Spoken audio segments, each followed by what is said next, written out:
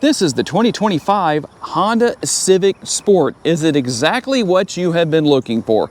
Hey everybody, it's Tom from Vehicle Visionary. I hope you're having a great day. Today I'm at Holmes Honda. We're going to go over this 25 Civic that sees a refresh. Some changes for the first time since the 2022 model year. If you want to know more about this model, check out the link down in the description of the video.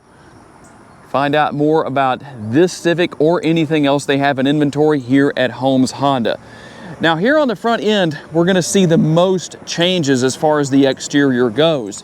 You're going to see a redesigned lower grille. It's wider. You'll also see that front end, the spoiler, the splitter, whichever you wish to call that, is also going to have some minor changes to it. But the biggest change, and I think one of the best changes, is the difference in what you no longer see in this area. Those basically fake fog lights that used to be here, they're gone in favor of an active air curtain. You'll also notice a difference in the design elements right in this area as far as how the body lines go. We'll still have the LED headlights and LED daytime running lights. Honda Sensing continues to be here. And if you're not familiar with what that is, that's going to include adaptive cruise control, road departure mitigation braking, collision mitigation braking, lane keeping assist, and traffic jam assist. Front wheel drive, how about our tire and wheel size? 235 on our width. Your sidewall will be a 40 series wrapped around the gloss black 18-inch wheels. We have the gloss black mirror caps, manually folding side view mirrors. No turn signal indicators built in on the Sport trim level, but if you had to choose between turn signal indicators or blind spot monitoring, I think you'd probably, if I can get that right, choose blind spot monitoring or the blind spot information system. These are also heated and power folding side view mirrors. That's right, even on the Sport trim level. There's your remote. It's gonna have that coveted remote start, lock, unlock. You can open the trunk right there. And if you panic, there's the panic button. That is a proximity key, and it does have the walk-away feature. And a little bit of a different look here with the tail lights as well for 2025. But the biggest difference is going to be that singular exhaust finisher down there. What do you think about that? Is that a good thing? Is it a bad thing? Maybe indifferent? I'm always curious to know. As far as your cargo capacity goes, we're looking at 14.8 cubic feet. You'll just pull on these releases right here to lower the rear seats. And I'm going to show you what that looks like in just a second. And maybe it'll take a couple of seconds to get to that point, but I wanted to show you one thing before we do that. There is a spare tire here. That is definitely going to be a plus. And here's how everything looks with the seat backs lowered down, at least from this particular angle, and I'll give you this second angle as well.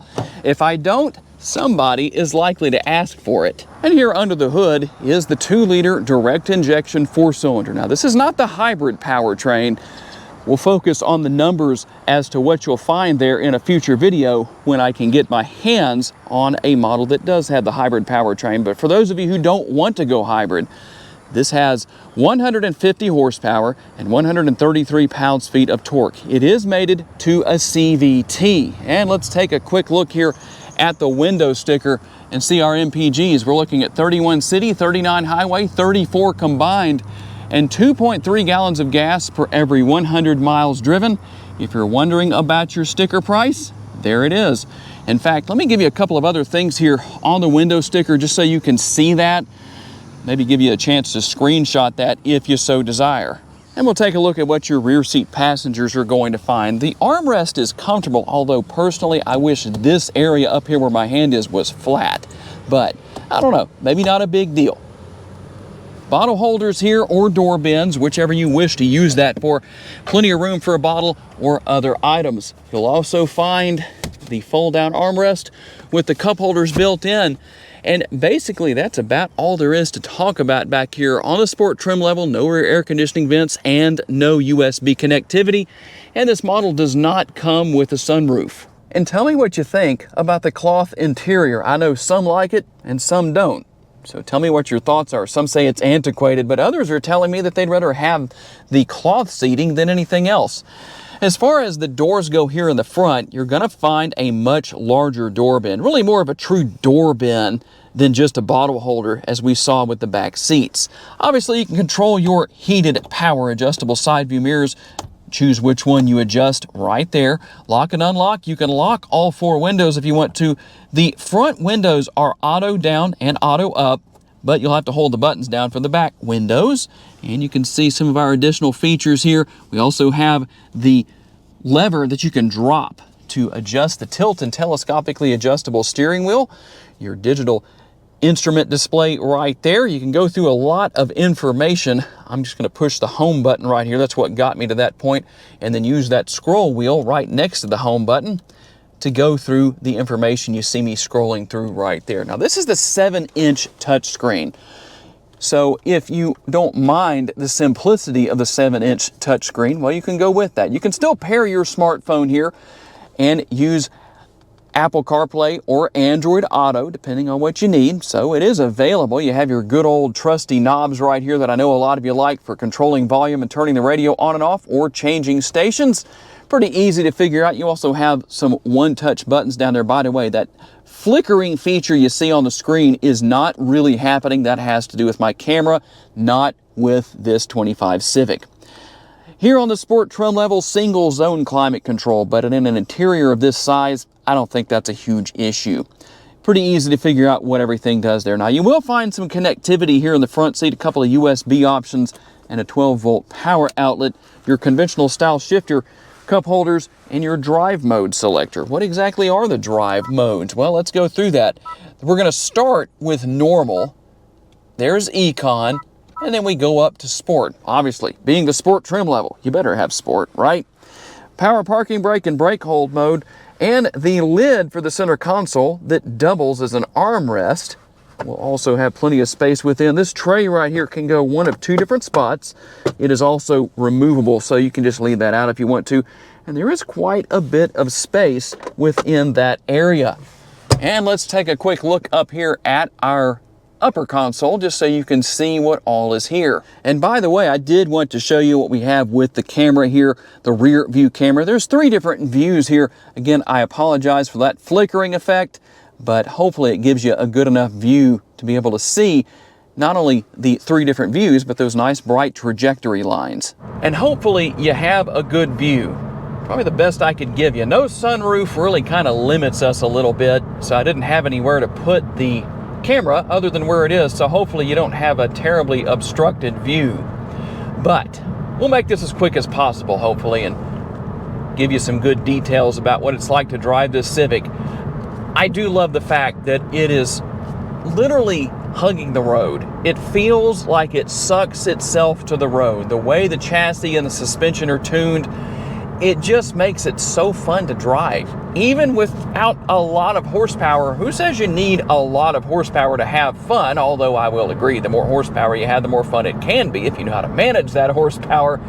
But the Civic is a great example of that even with 150 horsepower, or if you go hybrid and you have 200 horsepower, it's fun because of the way the car handles, the way it drives. It's front-wheel drive, but it handles very, very well for a front-wheel drive vehicle. The ride quality is good. It may not be a Cadillac or something like that, but you know what? It's still very comfortable, very enjoyable to drive. And so you're not going to have any trouble on a long road trip. I think you'll be nice and comfortable, get the seats set correctly and all that good stuff. By the way, congratulations to that driver in front of us. They seemed a little closer than I thought they should be, but at least they did use their blinker. So we're good on that. I did just have to say something. But overall, a very well-balanced vehicle. Good for some space in the trunk. You've got that 14.8 cubic feet of cargo capacity. So if you need to throw some cargo back there, some luggage, whatever, you're taking a road trip or whatever you're doing, you've got that room to work with. And you have your multiple driving modes. So depending on what your situation is, well, you can change the driving mode. In fact, I'm going to do that. I've been driving in normal. I'm going to step up to Sport. Let's see what happens here. And let's listen. Let's watch and listen here. Now that kind of was a little bit of a botched scene because I guess when I repositioned the seat, that little click you probably heard was actually the seat clicking into place, as odd as that sounds. So the point of what I was trying to do right there, going over the railroad tracks, was give you a good idea of what the road noise is like and tell you that the ride quality wasn't bad over the railroad tracks. But I will tell you this, I can tell a little bit of a difference, a noticeable difference in how this Civic is getting down the road now that I've gone into sport mode. So there's definitely something to be said for that. For those who might say, Tom, if I'm having a bad day and I need to get out and blow off some steam, maybe go outside of the city limits where there's nobody around and find some twists and turns and whatever it is you enjoy doing, what will it be like with the Civic if I do that? I think it'll do the job for you. The gas pedal and the brake pedal, easy to manage. Steering, very responsive. Really, I'd say above average for this class of car.